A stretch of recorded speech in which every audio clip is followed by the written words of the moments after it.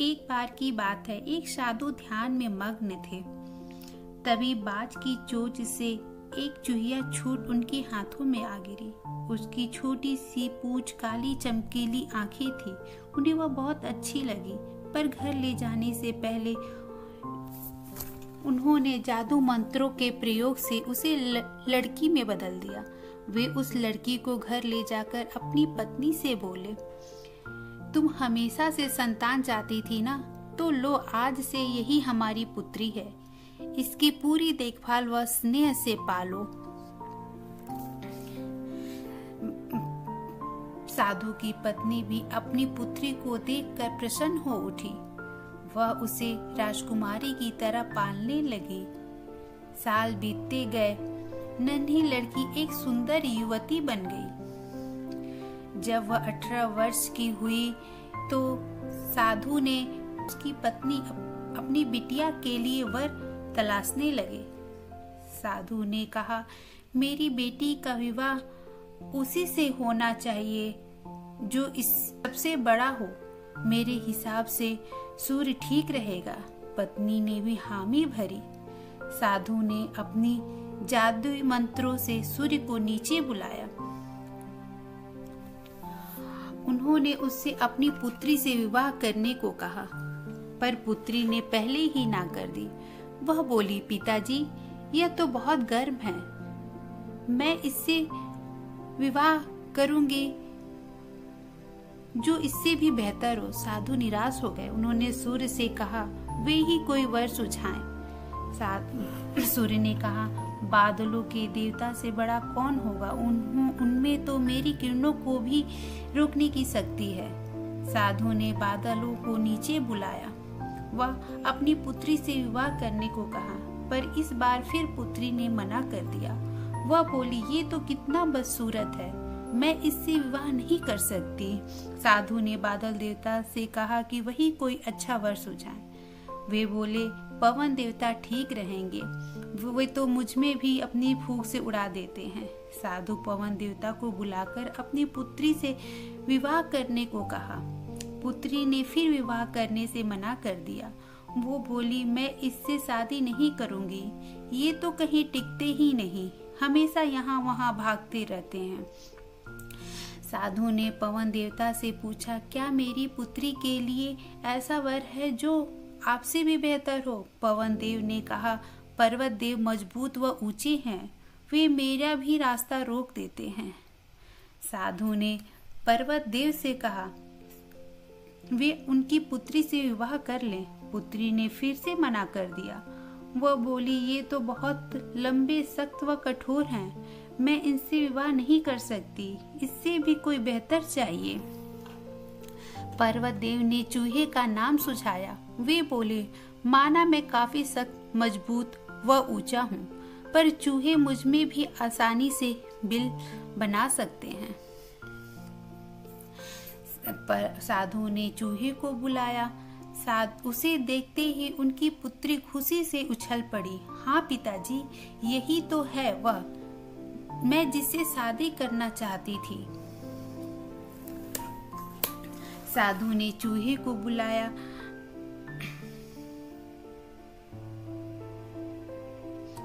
साधु ने कहा, इसे ही किस्मत कहते हैं। यह एक चूहिया थी और एक चूहे से विवाह करना ही इसके भाग्य में लिखा है। उन्होंने जादू मंत्रों के प्रभाव से अपनी पुत्री को चूहिया बना दिया। चूहा और चूहिया विवाह करके खुशी खुशी रहने लगे।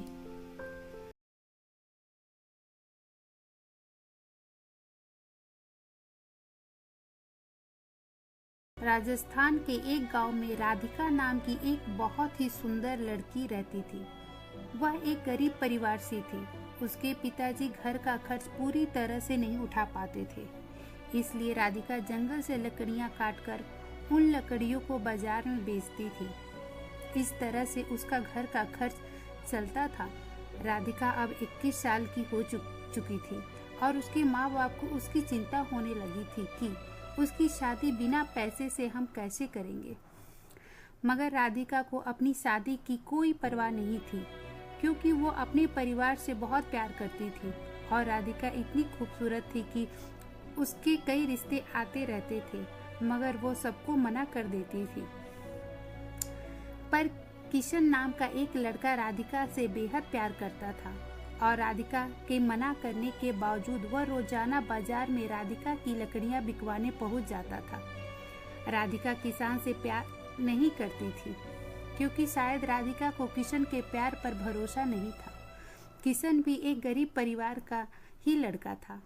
उसके पिता बाजार में सब्जी की रेहड़ी लगाते, लेकिन शायद किशन के पिता जी को मालूम था कि वो राधिका से बेहद प्यार करता है, क्योंकि उनका लड़का किशन अपने पिताजी को ये कहकर राधिका की लकड़ियां बिकवाने चला जाता था कि पिताजी, राधिका का परिवार हमसे भी ज्यादा गरीब है, इसलिए मैं उसकी लकड़ियां बिकवाने जाता हूँ।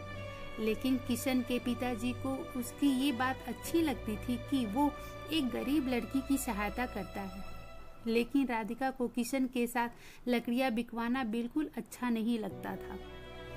और एक दिन राधिका ने किशन के पिताजी से उसकी शिकायत कर दी और उसके पिता से ये कहा कि किशन उसकी जबरदस्ती चेप होता है और इससे ये कह दिया कि आज के बाद मेरी लकड़ियां बिकवाने मेरे साथ ना आए और मुझे इसकी सहायता की बिल्कुल जरूरत नहीं है। यह कहकर राधिका वहाँ से चली जाती है। राधिका की यह बात सुनकर किशन बहुत उदास हो जाता है और वह अपने कमरे में चला जाता है। अगले दिन जब राधिका बाजार में लकड़ियां बेचने गई तो किशन उसके पास लकड़ियां बिचवाने नहीं गया और उस दिन राधिका की लकड़ियां बहुत कम बिकी थी और बहुत सारी लकड़ियां बच गई थी। अब राधिका को बहुत देर हो गई थी, मगर उसकी लकड़ियां नहीं बिक रही थी। तब उसने सोचा कि आज तो बहुत कम लकड़ियां बिकी हैं और घर का खर्च कैसे चलेगा। यह सोचकर घर चली जाती है। राधिका जब घर पहुंचती है तो वो क्या देखती है कि उसके पिताजी की तबीयत बहुत ज़्यादा खराब थी और उसकी माँ रो रही थी और रोते रोते कह रही थी कि बेटी, तुम्हारे पिताजी को जल्दी अस्पताल ले चलो। मैं बहुत देर से तुम्हारा ही इंतजार कर रही थी। जल्दी किसी टांगे वाले को बुलाकर लाओ ताकि तुम्हारे पिताजी को जल्दी अस्पताल लेकर चल सके। लेकिन अब बहुत रात हो गई थी और रात में एक भी टांगे वाला नहीं खड़ा था। राधिका अब बहुत परेशान हो गई, मगर उसे कोई भी रास्ता नहीं दिख रहा था। तभी उसे किशन की याद आई और वह दौड़ते दौड़ते किशन के घर पहुंची। फिर वह जोर जोर से उसके घर का दरवाजा बजाने लगी। तब किशन का घर का दरवाजा खोलता है और किशन राधिका को अचानक इतनी रात को देखकर चौंक जाता है और राधिका से पूछता है कि क्या हुआ, इतनी रात को तुम यहाँ कैसे, घर पर सब ठीक है ना। तब राधिका कहती है, किशन, मेरे पिताजी की तबीयत बहुत खराब है और उन्हें अस्पताल लेकर जाना है, मगर बाजार में एक भी टांगे वाला नहीं है। अब मैं तुम ही मेरी सहायता कर सकते हो।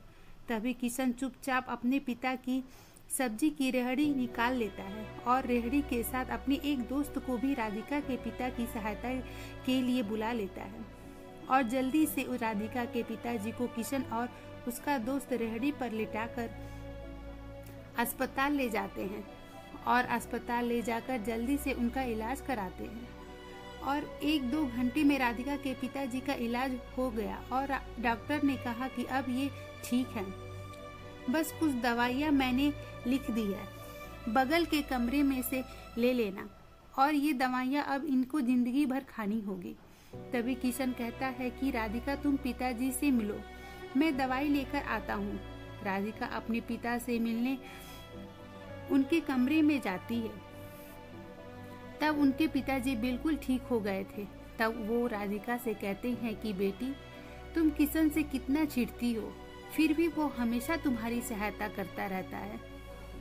तभी किशन का दोस्त भी बोलता है कि राधिका, किशन ही हम सबको ये कहता है कि तुम सब राधिका से ही लकड़ियाँ खरीदा करो ताकि तुम्हारी सहायता हो सके। और राधिका, मैं तुम्हें ये भी बताना चाहता हूँ कि किशन बहुत ही अच्छा लड़का है और तुम हो कि किशन के घर पर जाकर उसकी बेइज्जती कर दी। तब राधिका को विश्वास हो जाता है कि किशन बहुत ही अच्छा लड़का है। इतने में ही किशन दवाई लेकर आ जाता है और राधिका से कहता है कि मैंने तुम्हारे पिताजी की सभी दवाइयाँ ले ली है और डॉक्टर ने भी छुट्टी दे दी है। चलो अब घर चलते हैं। अब सुबह के 4 बज चुके थे। हॉस्पिटल के बाहर ही टांगे वाला खड़ा था। किशन ने अपने दोस्त से कहा कि तुम रेहड़ी लेकर घर पहुंचा देना, मैं टांगे से राधिका के पिताजी को घर छोड़ आता हूँ। राधिका किशन के से बहुत खुश थी कि किशन मेरी कितनी सहायता कर रहा है। इतने में वो सभी घर पहुंच जाते हैं और किशन तांगे वाले को किराया देकर पिताजी को घर छोड़ देता है। तभी किशन जाने लगता है तो राधिका उसे बाहर रोककर उसका हाथ पकड़कर उससे माफ़ी मांगती है और ये कहती है कि किशन, कल से तुम मेरी लकड़ियाँ बिकवाने आ जाना, क्योंकि अब तुम्हारे बिना मेरा लकड़ी बेचने का बिल्कुल मन नहीं करता। और हाँ, क्या शादी के बाद भी तुम मुझसे बाजार में लकड़ियाँ बेचने भेजोगे? राधिका की ये बात सुनकर किशन बहुत खुश हो जाता है और कहता है कि राधिका, तुम्हें मुझसे प्यार हो गया। ये कहीं मैं सपना तो नहीं देख रहा, मगर ये हुआ कैसे? तब राधिका कहती है, किशन, तुमने मेरा दिल जीत लिया। एक दिन था जब मैं दुनिया के सभी लड़कों से बहुत नफरत करती थी, मगर आज मुझे पहली बार तुमसे बेहद प्यार हो गया। तब किशन कहता है, राधिका, आज मैं भी बहुत खुश हूँ कि आज मुझे मेरा प्यार मिल गया और मैं तुमसे वादा करता हूँ मैं तुम्हारे साथ साथ तुम्हारे परिवार का भी ख्याल रखूँगा। राधिका को अपने परिवार से बहुत प्यार था, इसलिए उसको ऐसा जीवन साथी मिला जो उसके साथ साथ उसके परिवार का भी ख्याल रख सकेगा। तो ये थी राधिका और किशन की प्रेम कहानी।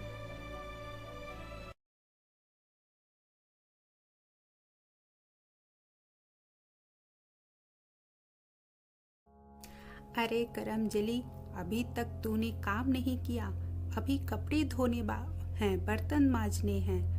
अभी करती हूँ माँ। खबरदार, जो माँ कहा तो। खुद की माँ को तो जन्म लेते ही खा गई, अब क्या मुझे भी मार डालना चाहती है? अरे सपना बेटा, आप उठ गए?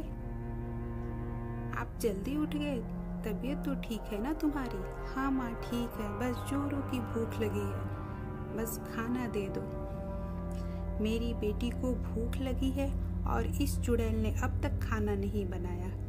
जाएगी या मेरा मुंह ही देखेगी? अभी बनाती हूँ माँ, अभी बनाती हूँ। माँ, मुझे मछली खाने को मन कर रहा है। हाँ बेटा, आज खाने में मछली ही पकाएगी। ओ बेला, मेरी बेटी को आज मछली खानी है। जाओ नदी से आकर थोड़ी मछलियाँ पकड़ कर लाओ। जी जी माँ, जाती हूँ।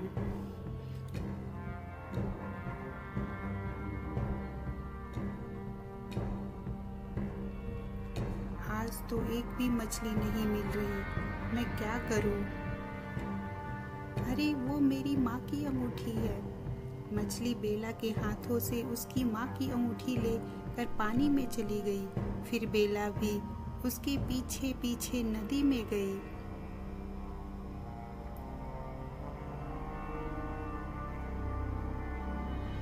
जब बेला पानी के किनारे आई तो उसे एक चिड़ियों का घोंसला दिखा। वो बोल रही थी कि बचाओ, कोई मेरे बच्चों को बचाओ।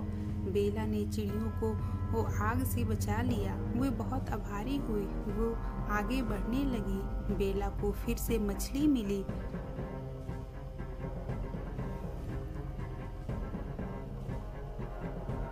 बेला ने कहा, तुम यहाँ हो? वो मेरी माँ की अंगूठी है, दे दो मुझे। मछली बोली, नहीं, तुम बहुत बुरी हो, मैं तुम्हें नहीं दूंगी। तुम हमें पकड़कर मार देती हो। तो बेला ने बोला, ये सब मैं अपनी सौतेली माँ के कहने पर करती हूँ।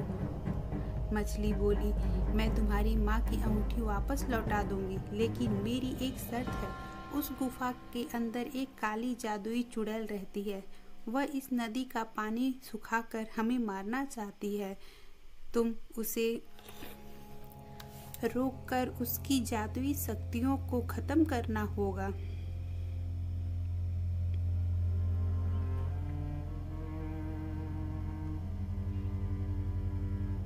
बेला चुड़ैल के पास गई और उसे बोली, तुम ऐसा मत करो, नदी का पानी सूख जाएगा तो सब मछलियां मर जाएंगी।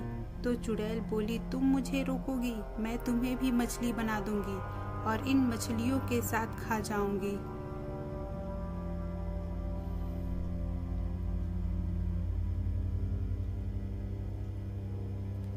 वो चुड़ैल वहां से चली गई। तभी बेला को एक तोता मिला। तोते की मदद से बेला ने चुड़ैल की सारी शक्तियां छीन ली और उसे जादुई छड़ी से छिपकली बना दिया। फिर क्या, चुड़ैल बेला से माफी मांगने लगी और सारे बुरे काम छोड़ने का वादा किया। फिर बेला ने उसे माफ करके उसे फिर चुड़ैल बना दिया। जब बेला मछली के पास गई तो वो मछली बेला को बहुत सा सोना दिया। बेला बहुत खुश होकर घर आई तो माँ ने पूछा, इतना सोना कहाँ से लाई? बेला ने सारी कहानी बता दी।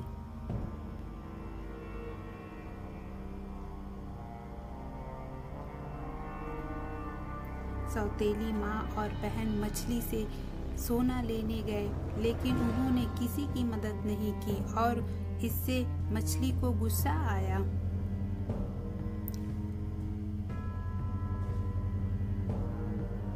मछली ने उन्हें मेढक बना दिया।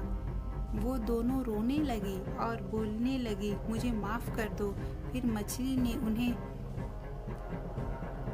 माफ कर घर भेज दिया और वो बोली, तुम लोगों ने बेला से भी बुरा बर्ताव किया है, ये उसी की सजा थी। उन्होंने माफी मांगी और घर चली गई। सौतेली माँ ने बेला को गले लगाया और उससे माफी मांगी। अब वो तीनों एक साथ खुशी खुशी रहने लगी।